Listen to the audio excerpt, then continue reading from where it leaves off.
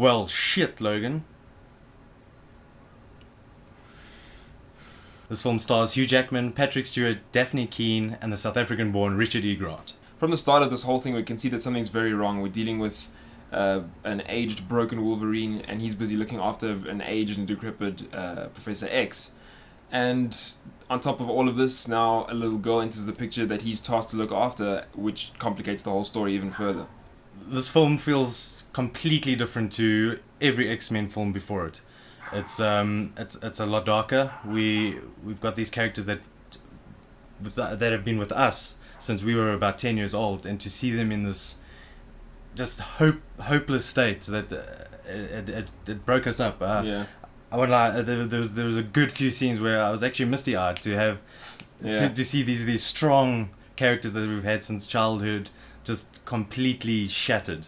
The overall tone of the film is completely different as well. From the trailers, we could all see that we're dealing with a much darker, very heavy, very violent film. Even visually, it's massively different. It's a far bleaker, colorless film. It's not to say that it looks ugly, but it's far less visually colorful and explosive than the other films. Because of the state that Logan is in, we see the nasty side of him that was always sort of present in the other films, but he never truly let it out. There's no more patience in his character, which he showed in the other films. He was always that cool uncle, that you could actually go for sort of that unorthodox but sound advice. And at this point, he's also just lost all interest in any hope or redemption. He's just too far gone. Professor X used to be the rock that all the other X-Men used to lean on.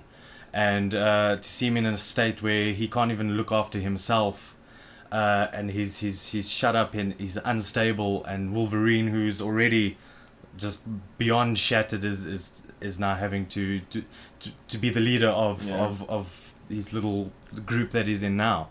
It's mortifying. This film is also directed by James Mangold, who handled 2013's The Wolverine, which is a film that I'm not a particular fan of. I do find it quite difficult to rewatch, but he's really gone all out with this new direction. So the sad thing that you do realize is that after Days of Future Past, where everything was sunny and happy and they were all back together in the mansion, this is now a continuation of that timeline. So some years down the line, something else happens, sort of like the ripple effect, all taking in different paths but leading towards the same outcome. No matter what you do or how things transpire, the same sort of outcome is reached.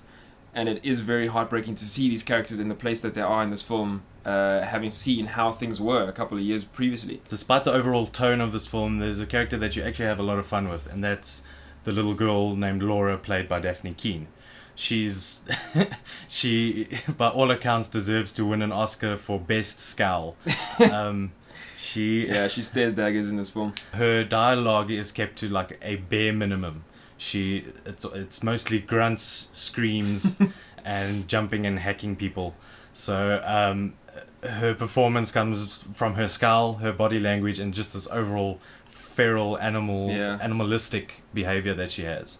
I guess walking out of this film, you do get the sense of completion and a fitting and respectful end to the Wolverine character after 17 years of him being on the big screens and Hugh Jackman playing him beyond expectation. As far as the character of Wolverine goes, it was great to see him finally let loose and just go buck wild with the R rating that this film has.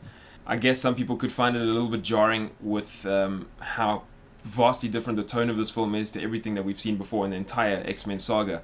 But I think that's what makes it stand out and makes it a bit more unique. A very bold, strong full stop at the end of what's been an incredible film saga.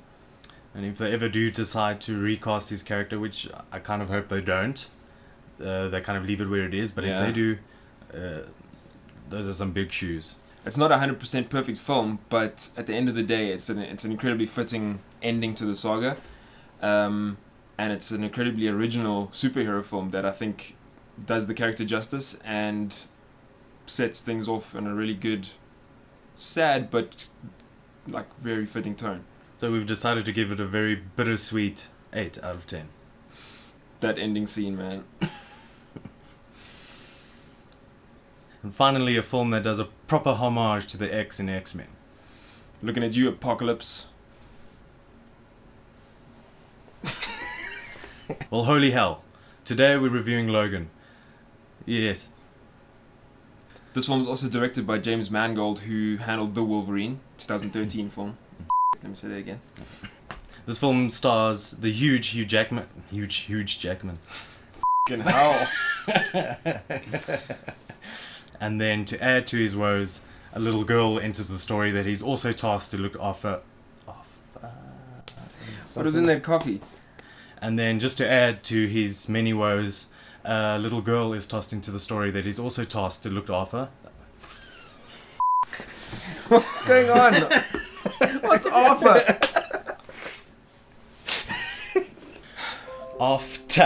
Shut the up. After.